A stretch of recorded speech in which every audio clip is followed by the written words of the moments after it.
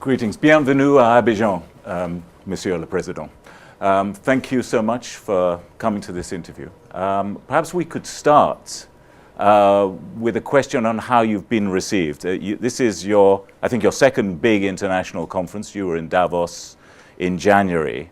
I wondered if you could just tell us the sense of interest in Zimbabwe and compare perhaps this conference with what you saw in Davos.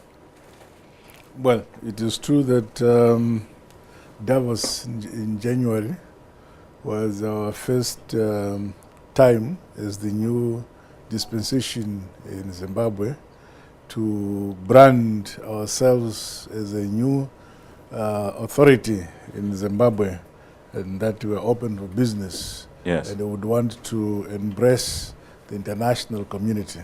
Yes. Well, after that, we had also some political platforms, like the OAU summit in Ethiopia. Yes. And then last week, we had another extraordinary summit which was held in Rwanda, Kigali. Yes. But in terms of economic forums, yes, this is the second, you are correct. Right, right.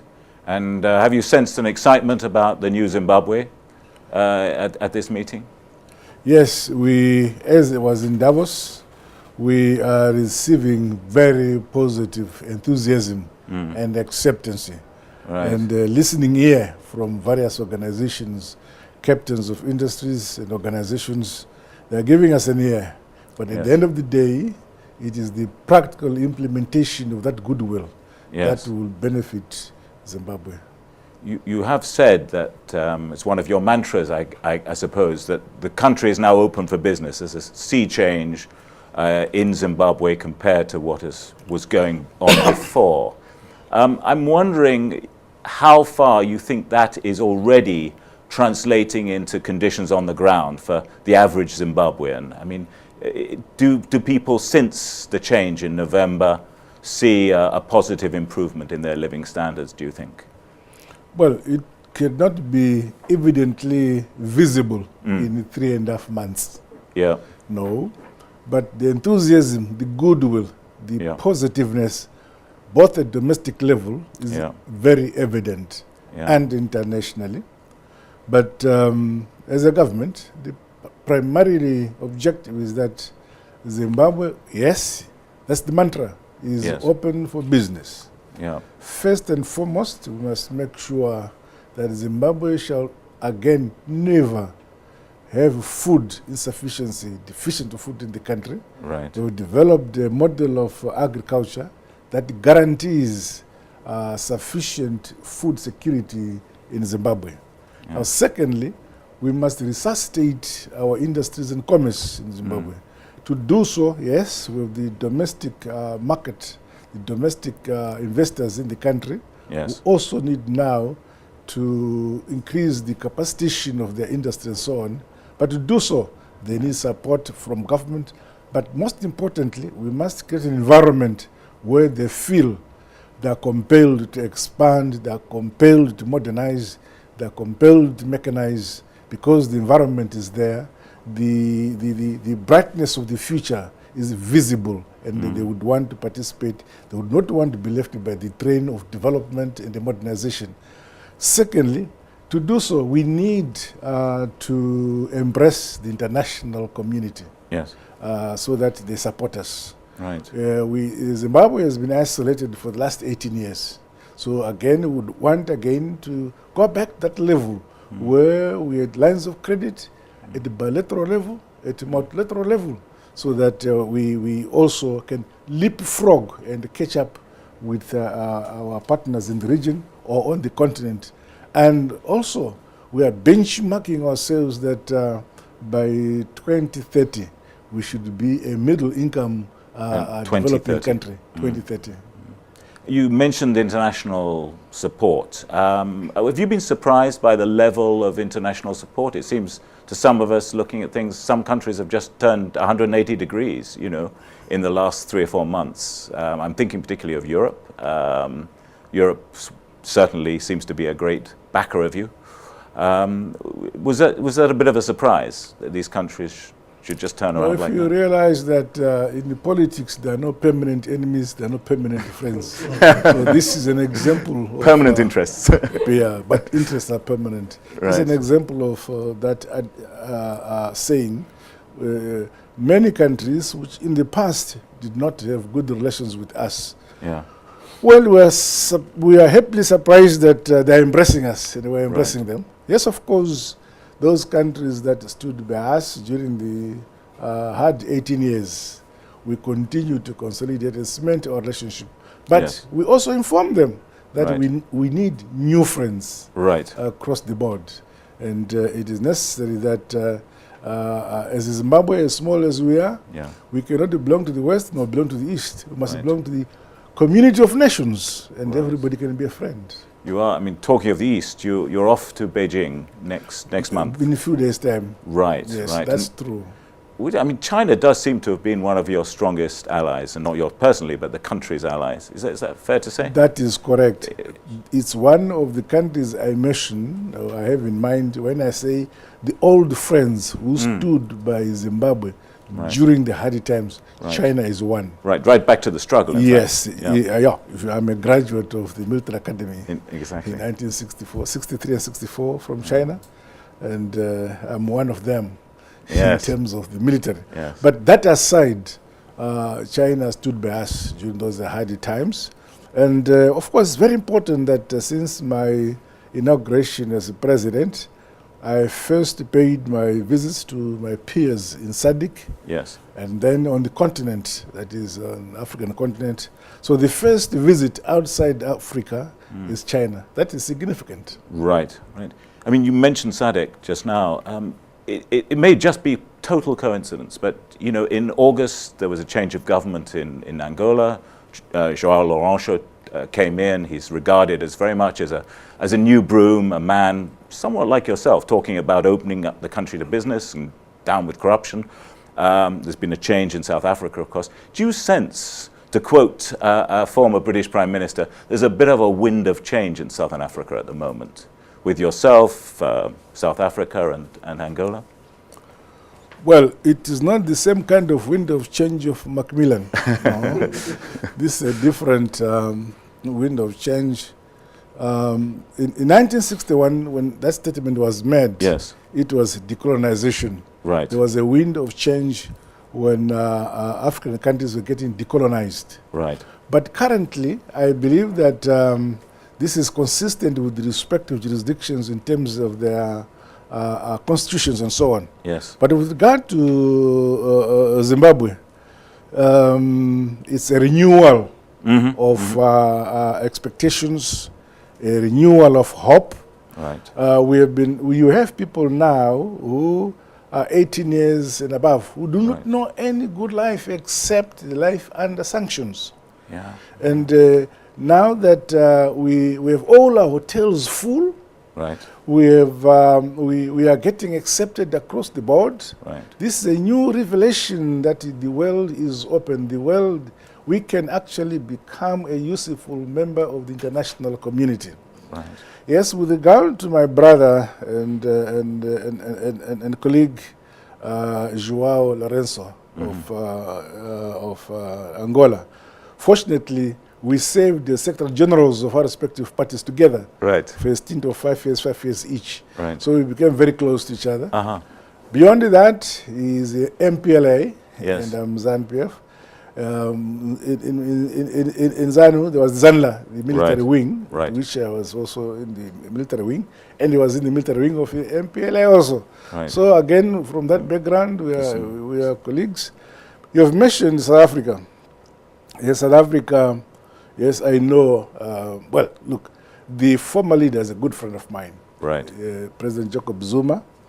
During our armed struggle, he was the head of the military and the intelligence in Mkhonto Sizwe. Right. I was the head of both the military and civil intelligence of the ZANLA Right. Liberation Army. Right. So we collaborated in that area. Yes, we got our independence first, but after our independence, we used to collaborate in activities of guerrilla warfare in South Africa and so on. Right. So again, Zuma was a good friend, a close ally of mine, and he still is. And Ramaphosa, Ramaphosa, I know him, we're very good friends. Immediately after he became president of the ANC, I think he got present during the evening of a particular day, and in the morning we're together. Right. And I congratulated him and a long chat. And then, of course, under the circumstances of prevailing that country, nearly similar to what happened in Zimbabwe, was a process of changing of chairs in South Africa. And it's a very diplomatic way of putting it.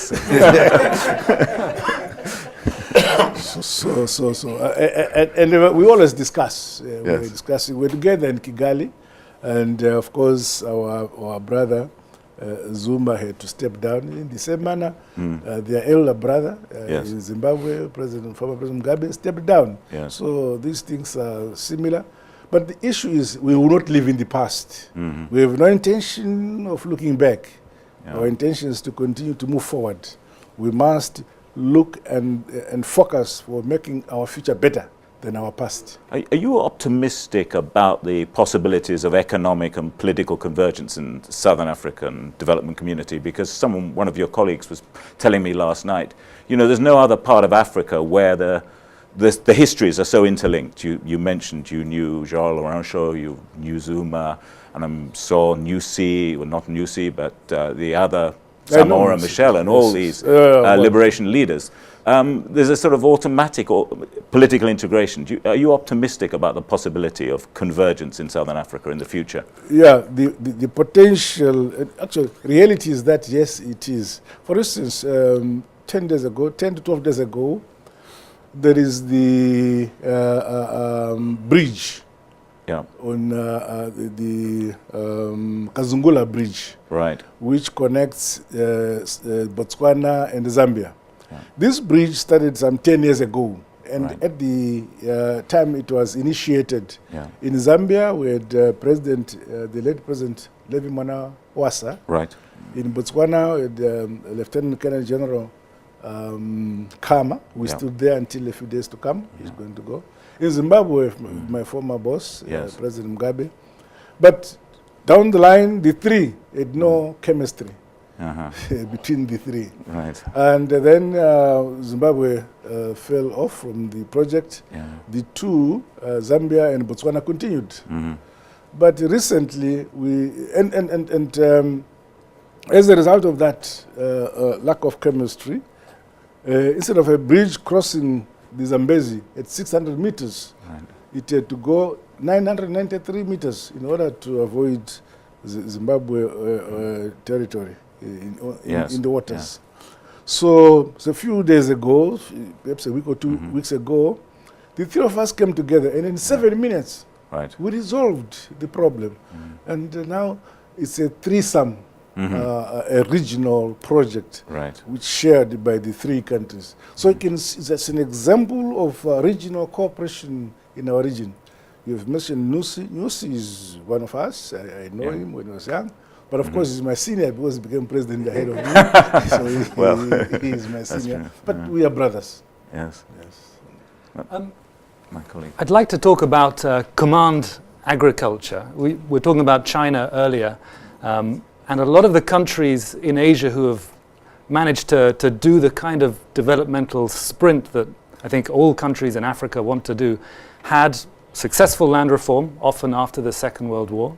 But then they also had a state who knew how to, for example, aggregate farmers so they could boost their productivity. It subsidized inputs. It helped them export. What is the role of the state for you in agriculture? Well, for the last 2 decades or so, we were suffering food deficiency in Zimbabwe. We were importing food. At the time of independence, there was a time when Rhodesia and Zimbabwe, it was Rhodesia under Ian Smith, became Zimbabwe in 1980, were the food basket of the region and perhaps beyond. But then, in the cause of the war, in a 15-year bitter war which we fought, was the major grievance was the land issue, where our forefathers lost their land to the colonial settlers from Britain. So, but then there was Lancaster, which was brought about by Margaret Thatcher. She's a lady. After Lancaster, we decided we were given 10 years not to change anything, and we complied. But in that 1980 to 1990, the 10 years elapsed. I was made Minister of Justice. So I began crafting legislation to acquire land without compensation. Mm-hmm. We did that. That did not please the British. And then the sanctions were brought on us. It was again people like Tony Blair and his group who persuaded the EU to impose sanctions on us. And across the Atlantic, there was President George Bush Jr. Again, he was persuaded, and he was brought. This is a DERA issue, which is sanctions on us. And from 2000 up to today, which is 18 years, we've been under these severe sanctions.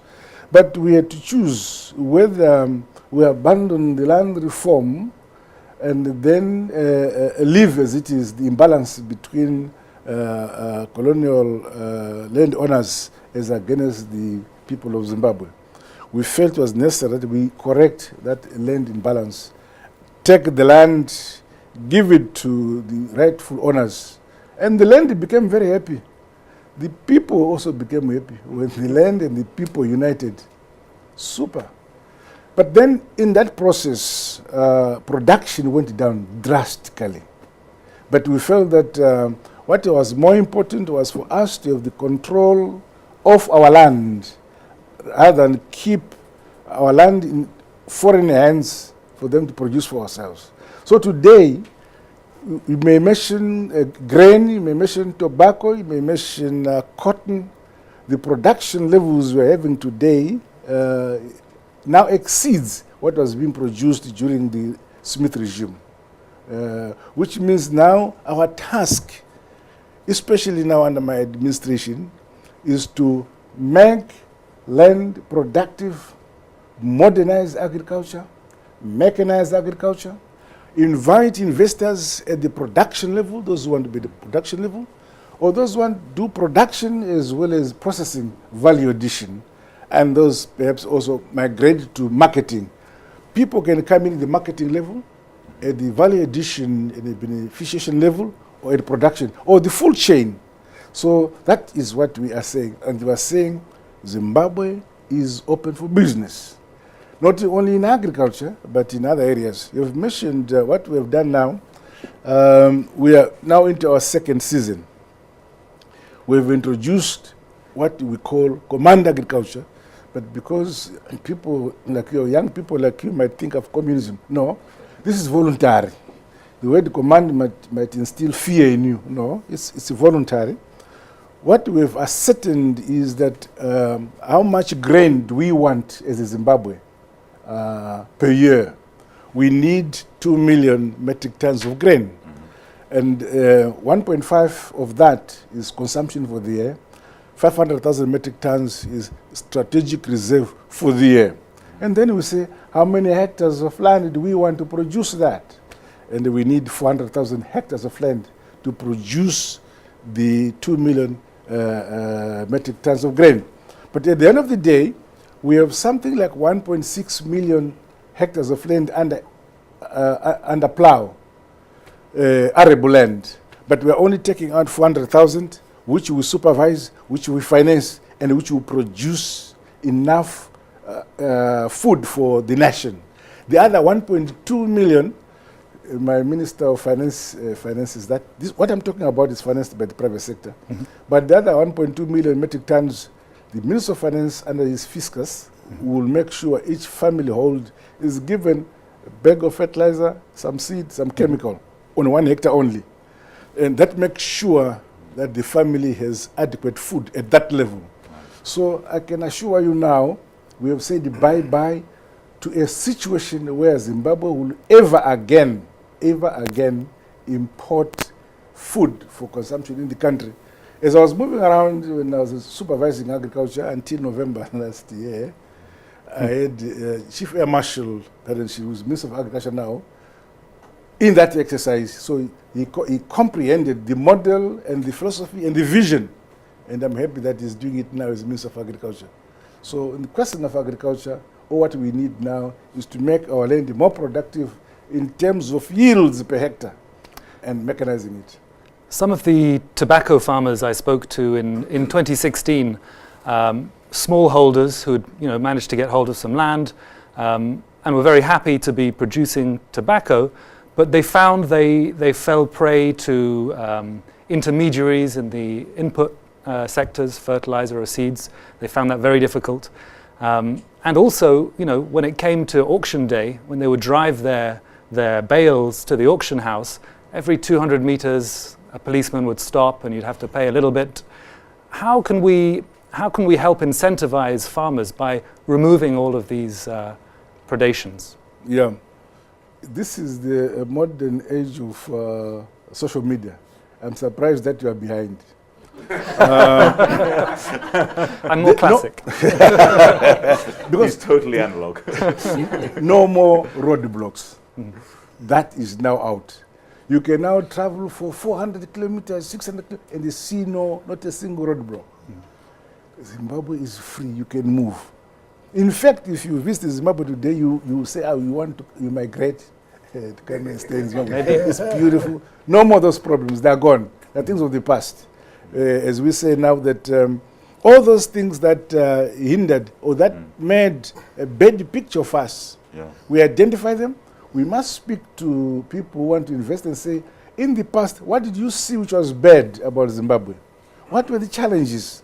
And when they talk to us, we talk to industry, we talk to commerce, we talk to farmers, to miners, and they tell us what they think an ideal environment should be, and we implement it. Of course, taking regard to national interest in every sphere of activity. But I can assure you, the things that you are talking about did exist, but now they belong to the past. You can read them in the history books. But the dollar doesn't belong to the past. I believe it's still, the fundamental currency, even though there was a multi-currency zone which had been proposed. That makes it tough when you have surrounding countries who have devalued against the dollar, but Zimbabwean producers find themselves almost the dumping ground for the region. What are the solutions for that? I'll give my Minister of Finance to reply to that one. But it is true that in December 2008, our Zimbabwean dollar crashed totally. And I think we are in the Guinness Book. The Guinness Book of Records. Guinness Book of Records, yes. Yeah, for, we're trillions. Most of us were trillionaires. You can carry your $1 trillion in one pocket because the dollar, the Zimbabwean dollar collapsed. Then a small committee was formed. He was a member of that committee, in December 2008. And then we decided to introduce a basket of currencies in February. He was then Minister of Justice, but acting minister. He was now acting Minister of Finance, but Minister of Justice. We then introduced in February 2009 this basket of currencies where we had the US dollar, the rand, the pound, the pula, euro, and so on in this basket. At that time, the rand and the US dollar were 40% in transactions were rand, 40% were US dollar. The 20%, the rest of the currencies were in the 20% mark. But as time went on, the US dollar continued to increase, up to when perhaps now it is 90%. 95% of national transactions, commercial transactions in the country are with the US dollar. Only the 5% remains for other currencies that are in the basket. But this, we have no control over the US dollar. So it's an issue which we must deal with. But I would want my Minister of Finance or the governor, between the two of them, can answer that aspect of the question. Yes. Let me just take from where the President left about the tobacco industry. as you know now, is now dominated by small-scale farmers. And what has sustained the small-scale farmers in production, which is now more than what was used to be produced by the commercial farmers, what has sustained them is financing through contract farming. In fact, in the transition, we introduced for the first time contract farming because it was not there before. And as a result, the contractors farm out the outgrowers who then produce the crop and sell to the contractors and not on the auction floor.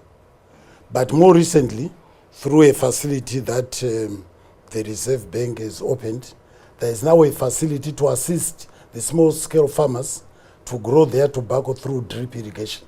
And that process, that project is going very well. But coming to the issue about our own currency, as you know, the biggest challenge we face as a country is that we don't have a currency of our own. We don't have a currency of our own, and because of that, we have no instrument of growth because we don't print the US dollars. And that also leads maybe to some of the shortages that sometimes we encounter with respect to cash shortages because we don't print the US dollar. But we are addressing the challenges. We are addressing the challenges under the President's direction. We are accelerating all the reforms that are necessary to get us to a point where we have our own currency. And these challenges include having to address the fiscal deficit.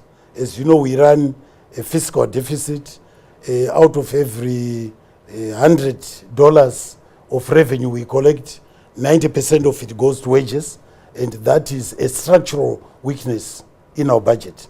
But we are also addressing issues to do with low production across all sectors, which is why also we are addressing the issue of accessing capital on the international markets. And we hope that since His Excellency assumed office, we hope that the processes that we have started to access capital in the capital markets will succeed. We are also addressing the issue, of course, of low exports, that is having more imports than exports. We are addressing the issue of building reserves. But more than that, we are addressing issues to do with our own performance. We are addressing structural issues that are affecting the economy.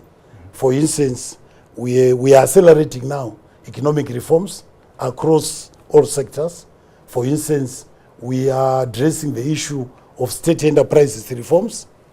We are addressing the issues of ease and cost of doing business.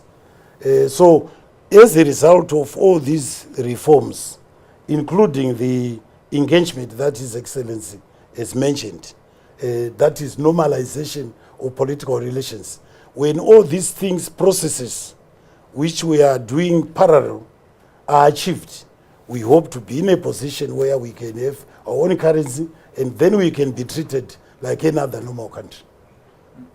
Mr. Minister, is there a sense on the route to getting your own currency going through the RAND zone? Is that an option? So a lot of people say that as Nicholas said, you're getting a very bad deal in your imports because if the RAND goes down against the dollar or goes, you lose out twice. There is not on the table that we get into the RAND zone. No, right. Because we end up in the same situation. Okay. We are right now, our environment is dominated by the United States dollar. We don't print it. Yeah. We have no say on its appreciation or depreciation. If we imported the rand, it will put us into the same situation where we have no say in its appreciation and also in its but there is nothing to stop the rand being in the basket. It's already in the basket. Yeah. It's already in the basket, and our thrust is to encourage more rand into that basket. They were kicked out by the US dollar from the basket. So our thrust is basically to do everything in our power to encourage more rand into the basket so that at least they can compete in terms of trading, they can compete with the US dollar. Mr. Governor. And in addition to that, If you look at the structure of Zimbabwean exports, imports, most of the imports are in US dollars. You look at the fuel, that takes the bulk of the foreign currency. You're looking at the electricity, is also come from South Africa, we pay in US dollars. So the major currency that we are using for importation is the US dollar. So if you are going to use rands, it means you are going to sell rands to the Central Bank of South Africa to get rands, and then sell the rands back again to get US dollars for purpose of importation. So it won't make any business sense. So what makes sense is to ensure that we improve productivity in Zimbabwe. But you're also right that because of the use of the multi-currency system, Zimbabwe has become very uncompetitive because we cannot internally devalue it. We don't have levers to reduce the value of the US dollars. This is why we have introduced in Zimbabwe the export incentive scheme. The whole idea of an export incentive scheme is to provide a discount to the companies that are exporting so they can export, say, to Zambia, to Mozambique, and become competitive with the rest of other suppliers from other countries. So that one is an internal devaluation policy tool that we have put as a place. It has worked very well. Most of the companies right now, they're exporting. The problem now which we're facing now, or challenge, is that the demand for foreign exchange has gone up so much because the economy is expanding. So the expanding of the economy requires also more feedstock. This is why we support the agricultural facilities and agricultural programs, because we need to produce more soybean to produce more cooking oil from local resources. Right now we're importing crude soy oil, which we use then to produce our cooking oil. So yes, you're right. And then a currency reform requires two fundamental issues to be done. The first one is convertibility. That when you have what your local currency, you'll be able to convert at the banks. So convertibility becomes an issue. Secondly, we need, as the Minister said, a sustainable fiscal regime. Now on convertibility, what is our challenge? Zimbabwe's access to foreign finance has been limited. It's a common knowledge that Zimbabwe has no access to long-term foreign finance. We've dollarized, but we have no access to foreign finance. Becomes a challenge by itself. In fact, that by itself becomes a challenge because we dollarize to use US dollars, but we have no access to foreign finance in the long term. Only a few institutions like the Afrexim Bank, right, and PJ Bank, whom we rely on. If we had more of such long-term funding, we can leverage on our gold. The President spoke about our minerals, about tobacco. If we had friends, which is being intended to do by opening up the economy, it means that we have more access to foreign finance, which will be used to develop the economy, and therefore can go on the springboard. So yes, these are the issues. It's a whole intertwined. That's why we are re-engaging. That's why we are talking about ease of doing business, opening up the economy. So at the end of the day, eventually, yes, we need to liberalize the foreign currency market, but we can't do it when you have when there's market failure, so to say. Is there a discussion now with international lenders? Are there discussions around the clearing of arrears and re-engaging with the World Bank, the IMF, the AfDB? Yes, there is. Yes, there is.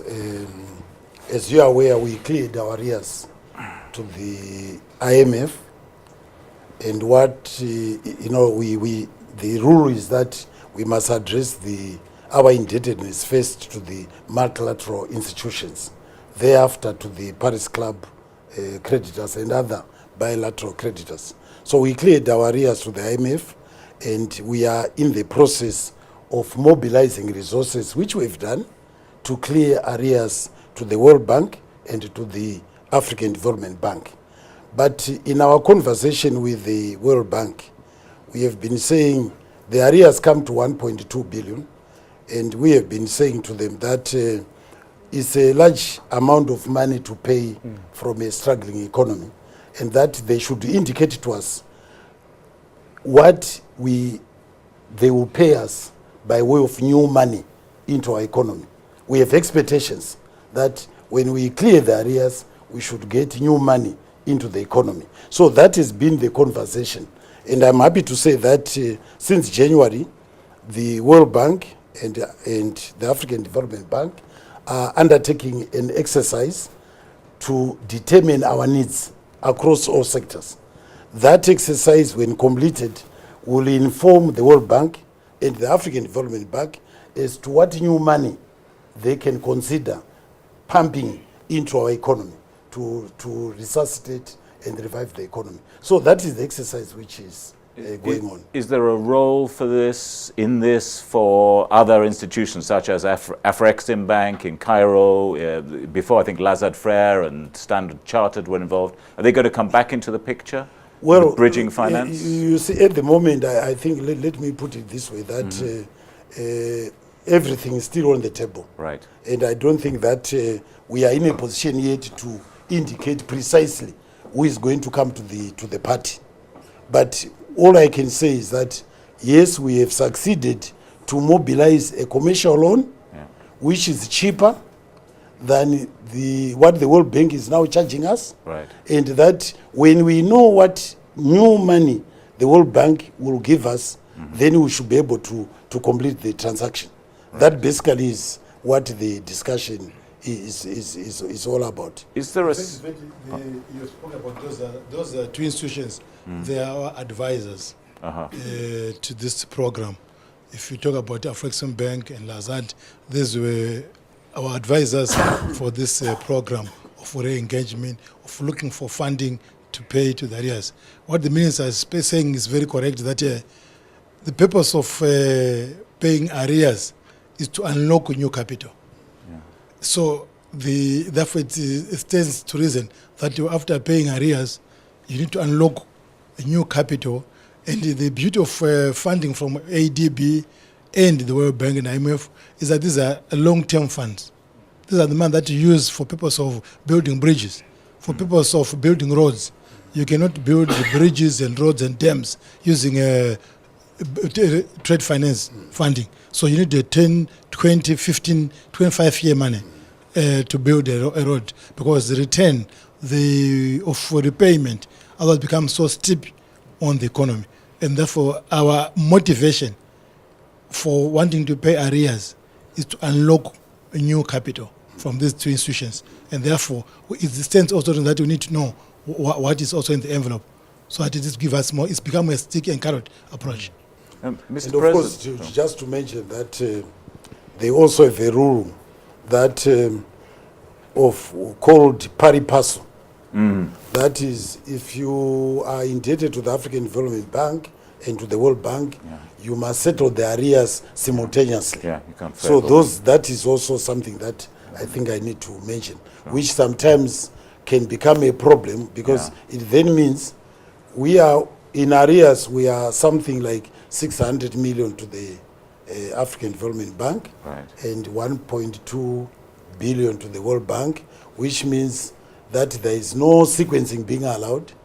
We are expected to pay all that in one day, in 1 hour. Yeah. But let me say this, that we have been able to mobilize the resources. But what remains is that, and we are saying this to the World Bank in particular, that we cannot pay 1.2 billion without the expectation of new money into our economy. It doesn't make sense to us, and I think they also recognize it doesn't make sense. And I'm happy to notice or to observe that they are coming our way in terms of that understanding. This still does beg the question, how are you running the government? Because you're spending all this money on salaries, yet you've got you had a very sophisticated education system to run, you had a health service that needs medicines. I mean, how are you managing in these? So, I mean, one hears of a $4 billion cash deficit. I mean, how is... No, I think you must give it to us. Yeah, no, I'm asking you. You must give it. Explain. You must give it us, this to us, that we are a resilient economy. Resilient people. Yeah. Yes, the people are very resilient. Yeah. It's almost like, from what your question, it's like we are running the country with nothing. isn't it? Well, they used to say you're magicians. No. I think what you need to appreciate about Zimbabwe is that there is something that we don't fully know about our economy because it became highly informalized. A lot of the wealth is now being created in the informal sector. But as the informal sector intersects with the formal sector, that's how we get our revenue to sustain our operations. But you may need to know that in terms of capital development, infrastructure, much of it has been through loan financing. Right. His Excellency will be commissioning a 300 megawatt power station just completed by a Chinese contractor. Right. You'll be doing that on Wednesday. Right. And that has been through loan financing from China Exim Bank. Right. And there are a number of projects that we have been able to finance directly also from the budget, but also from loan financing. Right. In addition, we are basically financing from cash flow, the economy. What you receive today is what you use tomorrow. Cash budgeting. Cash budgeting. And it is that precisely why we are saying let's re-engage, let's open up the economy, because you need foreign finance, long-term funding to sort out the operational issues, the other capex issues, as opposed to utilize. There is no one, even in the world, even at a corporate level, you cannot finance your capex using cash flow. Sure. And therefore, these are the challenges. And those are the reasons exactly why Zimbabwe is open for business, to ensure that at the end of the day, we resolve those challenges as we go forward. Thank you. Mr. President, I wanted to ask you a question, really a broader question on strategy almost. So, you came to power back in December, late November, and you're confronted with this situation where constitutionally you're bound to call elections, I think, between June and August. And one gets the impression on the financial and economic side, no matter how much support you're getting from outside, there is a sort of wait and see till after the election syndrome. No one's going to make big commitments. Even the investors are saying, right, we want to come into platinum and all the rest of it, but the elections have got to go well. I'm just wondering what informed the choice. Was there a choice you had? I mean, could you have just said to everyone, let's have a national government, a bit like you did in 2009, and let's try and have an interim period to fix a lot of the crisis in the economy, bring the investors on side, pay off the arrears, and let's have an election in a less fraught, economically fraught circumstance? I mean, why did you go ahead with that? That question reveals your lack of appreciating what happened. Yep. What happened, there was only change in one political party, right, which was the ruling party. Yep. Nothing else has changed. Right. That ruling party was running Zimbabwe as ZANU-PF, right, with over 2/3 majority in parliament. Right. So it did not need to infuse other political parties. So the change was internal in the ruling party. right. And since my inauguration, I am completing the mandate of that party, which ends about the 21st or 22nd of July Right. this year. Yeah. This is when we are going to have our elections. And as I've said, this time around, I have opened these elections to international observers. In the past, we used to have observers from SADC and the continent, the AU, and a few selected countries. But they said now, we don't need any violence. And I would like all political parties in Zimbabwe who would want to participate in these elections to commit themselves to non-violence. I could have met them last week, but I had prepared a forum for about 10 to 12 political parties. Right. So when I checked with ZEC, the Zimbabwe Electoral Commission, I was told the 108 political parties. Yeah. So all of a sudden, so the platform I had created was just for a few, but so I'm going to rearrange and expand that issue so that I can have all the 108 political parties to a table and have everyone commit themselves to non-violence. That's step number one. I don't believe there will be any leader of a political party who deserve to be called a political party, who would not commit themselves to non-violence. That's number one. And would want our elections to be free, fair, transparent during that process, during campaign, the actual voting, and thereafter. Yeah. And there's stability. And to do so, if that is what is our vision and what we want to achieve, why would we ban other people who want to observe our elections? Sure. So we've opened for the United Nations, they can come, the EU can come, obviously the AU, the EU, SADC and so on have been coming. Right. But the EU and the United Nations were saying now you can come and observe our elections. And another country at individual level, if they want to come, they apply, we allow them to come and observe our elections. So as a result of that, we have some investors who really are interested to participate in this lucrative opportunity which has presented itself. And Zimbabwe is endowed with so many resources to come in. But some are sitting on the fence waiting for the elections to pass. I have no problem with them. Let them sit on the fence. But those who want to take risk and they are brave, and the business is about risk and being brave. This is the time to come in. And those who come after elections will be following behind. So I have no problem. They'll pay a premium, will they? Yes. Repricing of assets will follow the election. Right. So, for instance, let me tell you this. During all these past decades, the maximum FDI, foreign direct investment, which are coming to the country was between perhaps $400, $600 million per year. Yeah. But in 3 months now, by last week I was over 7 billion. Yeah. Committed investment in 3 months into our economy. And this is continuing. As we are here for 2 days, we find things have changed. Yes. So if you are seeing people are sitting on the fence and I'm having these commitments of investment in the country, I will say, look, I want everybody to come in. But those who want to wait a bit can wait.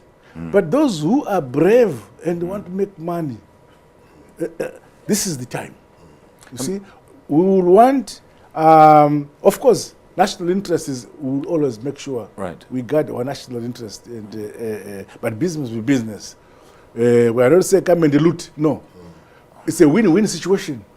In the extractive industry, we also want to make sure that the country benefits. In the other area, we benefit employment, we benefit technology, skills, transfer, and so on. This is the way to go. And most importantly, we are behind by nearly 2 decades. So we want to catch up with our colleagues in the region in terms of infrastructure. Our roads must talk to the roads of South Africa, roads of Botswana, the roads of Zambia, and so on. Our railway system must do the same. So we must modernize and refurbish all this infrastructure. And to do so, he doesn't have the money. Actually, if he's sleeping and say, party, he says, I have no money. No, I have brought you a cup of tea. He said, okay. Just to add there that, we had a law, indigenization law. Yes. Which required that foreign investments be owned 51% by Zimbabweans, 49% to the... That has been repealed. Now, before the repeal, I think I will agree with you that there were many investors who were sitting on the fence because they didn't like that law.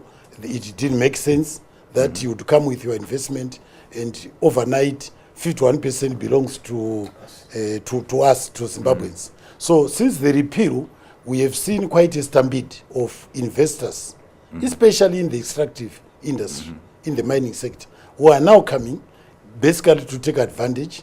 These are investors who had already, they'd already done their feasibility studies and it was just waiting to come in. And I always put it this way, that the best way to climb on an elephant is when it is lying down. Right. And this is the hour. Yes. It's always a risky enterprise, climbing on an elephant, I find. But yes, when it's it's extremely risky at that point. Just on the date issue, when are we likely to get? I think you're on the record of saying the elections will be sometime in July. When are we likely to get a sort of a kind of a roadmap through the electoral process? I think registration's meant to finish soon, and we're going to get a tally in April. Well, in that area, we have introduced, in all these years of our independence, we've done elections, it was manual.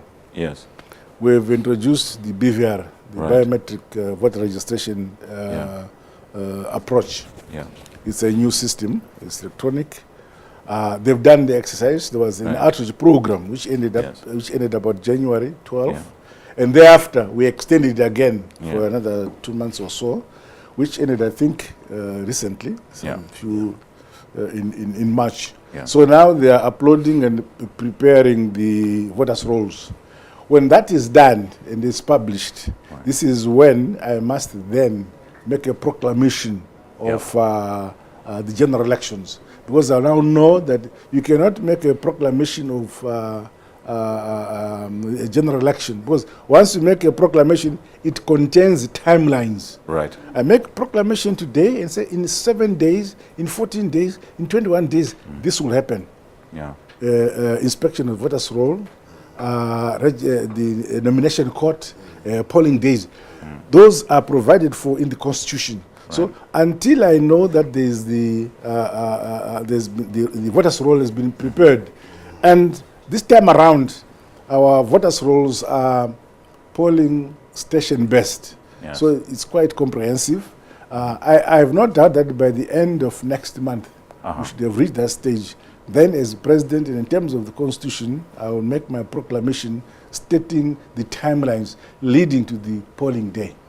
You mentioned Zadera early in the conversation. I mean, I think last week, one of Mr. Trump's erstwhile political allies, who's fallen out with him since, Jeff Flake, passed an amendment to the Zadera Act, and it was very, very specific about what would trigger the lifting of American veto on Zimbabwe, essentially. Looking at that, I mean, do you think that's fair? I mean, it's a pretty detailed set of conditions. I think one of them was that no military officer should be within 50 meters of a polling station and things like that. It was very, very detailed. Yes. I wondered what you thought of that. And allied to that, some people were expecting you to come out to the Americans and say, look, we're organizing this election, this is how we're going to do it. And this is our version of democracy, like it or lump it. I mean, what? Fortunately, Mr. Kuhn and Mr. Flake are coming to Zimbabwe. Aha, right. Then they'll realize the distance between Harare and Washington is very wide. It's very wide. Yes. So this is why they are saying things that are not existent. I see. In Zimbabwe. They only reproduced an agenda of the opposition, which they were given last December by some members of the opposition who were there. They are just repeating that. Right. But when they come to Zimbabwe, we shall say, the members of the opposition are here. Right. Can you go around with them and find where the military are participating in elections? Yes. It's zero. Right? Right. And the things they are saying, we must amend this. They will be able now to talk to ZEC, that's the Zimbabwe Electoral Commission, and they will get their concrete answers in terms of the Electoral Act. Everything is there. It's open. You can, when looking at what they're saying, you just realize that they are not informed. They are just reading the text of the opposition, who are afraid of these elections, and they are making those demands. As a matter of fact, most of the things they're talking about during the 2013 elections, we came together as political parties and did the amendments. And the remnant issues which had not been done, again we came together as political parties, agreed, and we made amendments to the Electoral Act as agreed by the liaison committees of political parties in that area. So that has been done, that has been achieved. They talk about, there are military people in ZEC. Look, we have no law in our domestic jurisdiction which forbids a person, say a person joins the army at the age of 18, and then at 28, he resigns because he doesn't want the army anymore. Perhaps he's becoming an accountant or a medical doctor. And he joins any parastatal. He is not, can't say he's military. Sure. In that case, even me, I will be checked out because my background is military. Right. If you're going to say anybody who has a military background must not be seen near democracy, then that is not a country. You see? Right, right. Just how are you getting on with the opposition these days? Because I remember the story in the papers was that you insisted on the late Mr. Shangarai attending your inauguration. You had some pretty groundbreaking meetings with him. I mean, how do you feel about the climate of politics in the country at the moment? Is it improved? I mean, it was pretty toxic a while back, wasn't it? Well, I would not want to deal with the past. Yeah. Let me deal with the present. Okay, where I'm present and principled. future. Okay. I was pleasantly surprised when almost all the opposition leaders attended my inauguration. I felt very good. And there was such chemistry with us who were discussing. But I realized that in any democracy, in a family, in a nation, you don't always agree. So I accept that they for instance, I will always give you an example.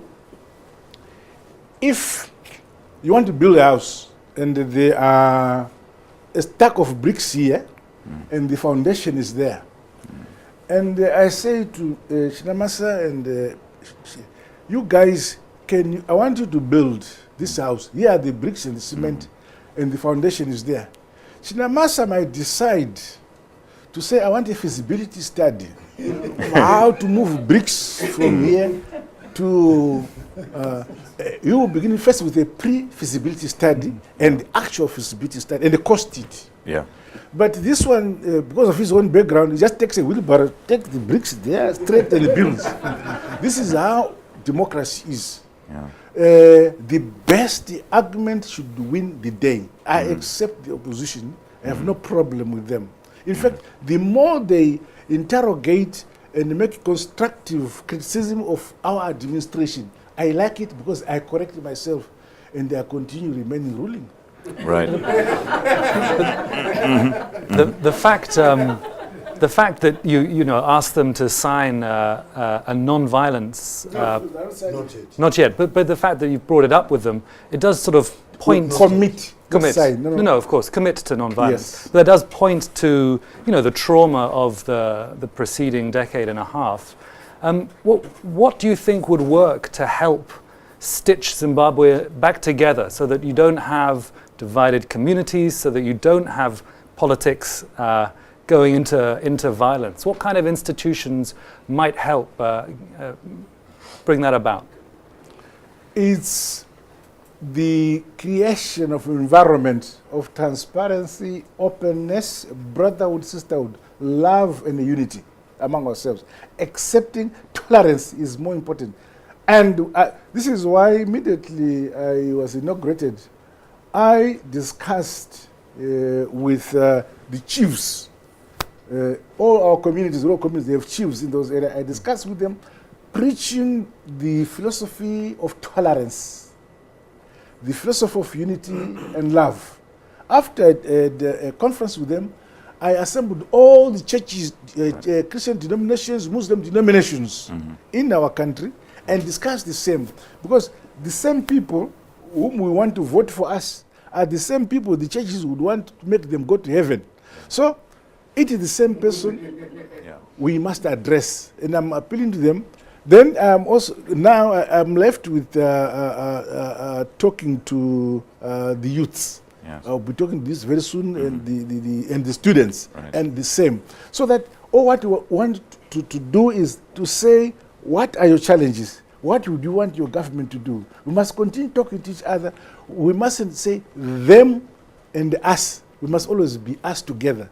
The young, the rich, the poor, everybody, we must be a family. That's the philosophy we want to put across, and we must agree and move forward. We don't need institutions of forcing people to love each other. It must be through dialogue, conversation with all groups in the country. Would that be we must be servant. I give servant leadership to the country. I must be listening, President. This is, and it's working very well in our situation. There was the Peace and Reconciliation Commission that was set up, I think, under the last constitution, on the latest constitution. Are you happy with the working of that commission? Is it doing a job, and do you think it's part of this process you're talking of, stitching the community together? And do you think it's going to be the last word on the issue? I mean, in South Africa, it went on for years. There was and they had Tutu at the head of it. Do you feel it's got the profile it needs in Zimbabwe to achieve what you wanted to achieve? In terms of our constitution, I am precisely being lawful, being constitutional. Yeah. We must instill constitutionalism. Our new constitution provides for the creation of the National Healing Commission. Right. Yeah, we've created it. Right. I think this life is 10 years. Yeah, it's 10 years. It is a life of 10 years, I think. I'm not so sure about its lifespan. So they must go and listen to the grievances of the people across the board. They've just begun. I will not determine what report they're going to bring back, but just begun. I don't think if it's more than a month now since they have begun. Oh, really? It's very early days. Yes, of course, it has been. And the report will be public when they conclude? Obviously. Right. They are holding public hearings covered by the press. By the press. More, Okay. This And is what throughout the whole transparency means country, in English. no holds barred. Sorry? Throughout the whole country, no holds barred, every inch of the country. We don't want them to go to Botswana or South Africa. But as Right. long as Otherwise- people are in Zimbabwe, Or London. yeah, they'll go in Zimbabwe. Every corner they'll go, every province they'll go. Right. Mr. President, thank you very much for such a wide-ranging interview. I wonder if perhaps you could just leave our viewers with your final thoughts, what you want to achieve here in Abidjan and your vision for the future. We have come here with my team to say, here we are, Zimbabweans. We would want to belong to the family of nations. We want to be embraced by you, our brothers, in particular, the majority of you who are ahead of us economically and in terms of advancement. We are brothers and sisters. Embrace us. Support us to come and run the race together. Should not leave us behind. Let us run the race of development, the race of modernization of the continent together. We should not leave other countries behind. We are here to say Zimbabwe is open for business. There are opportunities in Zimbabwe. Please come and interrogate these opportunities, and where you find opportunity in your favor, ride on it. Thank you very much.